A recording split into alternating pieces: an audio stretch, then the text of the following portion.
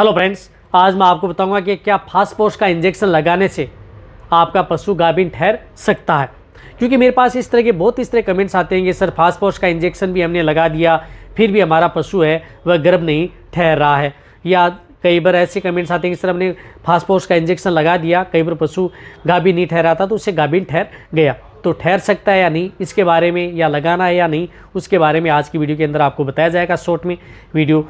तो जो इस चैनल पर अभी नए आए या पहली बार आप इस चैनल पर जुड़े हैं तो पहले आप इस चैनल को सब्सक्राइब कर लें, साथ में बेल आइकन और ऑल वाला ऑप्शन दबाएं, क्योंकि इस चैनल पर भी आपको पता है कि शॉर्ट में सही और सटीक जानकारी के साथ वीडियो दी जाती है। देखो, सबसे पहले तो मैं आपको बताना चाहता हूँ कि यदि फास्फोरस का इंजेक्शन जो पशु जहाँ पर सूखा चारा मिलता है, हरा चारा उपलब्ध नहीं हो पाता, ड्राई एरिया रहता है, या जिन पशु में फास्फोरस की डेफिशिएंसी होती है, वहाँ पर यदि आप अपने पशु में यदि फास्फोरस का इंजेक्शन लगाते हैं, बहुत ही अच्छा रिजल्ट पशु में देखने को मिलता है। देखो, फास्फोरस का इंजेक्शन क्या करता है पशु में, जब ये आप एआई व नेचुरल करते हैं तो एआई व नेचुरल कराने के बाद में कई बार जो फास्फोरस का इंजेक्शन लगाते हैं तो इससे क्या है कि पशु की जो कंसेप्शन रेट है पशु का उसमें बनता है। रही बात जो यदि पशु में जो जाइगोट बनने की प्रक्रिया है उसमें भी पशु की थोड़ी हेल्प मिलती है। कहने का मतलब है कि उससे पशु की जो बच्चेदानी है वह स्ट्रॉन्ग बनती है, मजबूत बनती है, और आपके पशुओं में जो ठहरने के चांस है वह ज़्यादा है। लेकिन ऐसा नहीं है कि यदि आपने जो फास्फोरस का इंजेक्शन, जिस प्रकार से फास्फोरस का इंजेक्शन है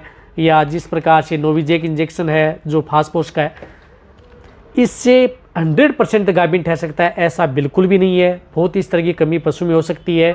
यदि आप सपोर्ट थेरेपी के तौर पर यदि पशु में प्रयोग कर रहे हैं तो अच्छी बात है, लेकिन यदि आप ये मकसद लेके चल रहे हैं कि पशु को गाभिन ठहर जाएगा फास्फोरस से, तो ऐसा बिल्कुल भी नहीं होता है। सपोर्ट थेरेपी का मतलब है कि आप अपने पशु में यदि हार्मोन इंजेक्शन लगा रहे हैं, साथ में आप इसमें फास्फोरस का इंजेक्शन भी लगा रहे हैं, तो उसमें पशु के चांस ज़्यादा रहते हैं।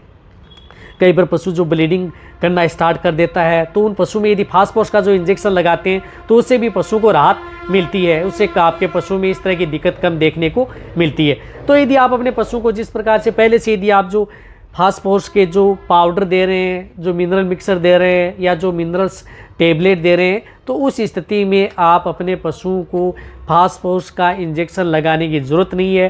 फास्फोरस का इंजेक्शन उन पशुओं को लगाएं जिन पशु को यदि आप नहीं तो उसे मिनरल मिक्सर दे रहे हैं, नहीं कोई मिनरल्स टेबलेट दे रहे हैं, और आपने एआई व नेचुरल करवा रहे हैं, तो उनके साथ यदि फास्फोरस लगाते हैं तो अच्छा रिजल्ट मिलता है। यदि आप पहले से स्टार्ट कर रखा है फास्फोरस, कैल्शियम, विटामिन्स, तो उस स्थिति में आपको इतना अच्छा रिजल्ट मिलने वाला नहीं है।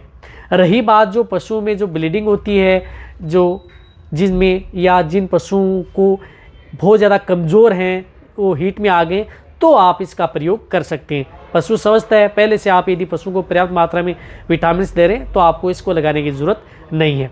रही बात यदि आपको सपोर्ट थेरेपी यदि लगाना है तो आप लगा सकते हैं, न तो ये नुकसान करता है और नहीं आपके पशु में इस तरह की कोई दिक्कत करता है कि पशु में बहुत ज़्यादा दिक्कत हो सकती है।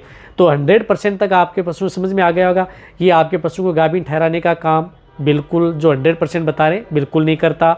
यदि कमी हो गई है तो उसकी पूर्ति करके आपके पशु में सपोर्ट थेरेपी के तौर पर आपके पशु में जो कंसेप्शन रेट है उसको ज़रूर बढ़ा देता है। तो आप अच्छी तरह समझ गए होंगे अब क्या करना आपको। तो ये वीडियो जितना भी है पशुपालक या वेटरनरी असिस्टेंट है उनके साथ आप शेयर करें। इसी तरह से वीडियो देखते रहें, इसी तरह से आप मेरे को प्यार देते रहें। थैंक्स, धन्यवाद।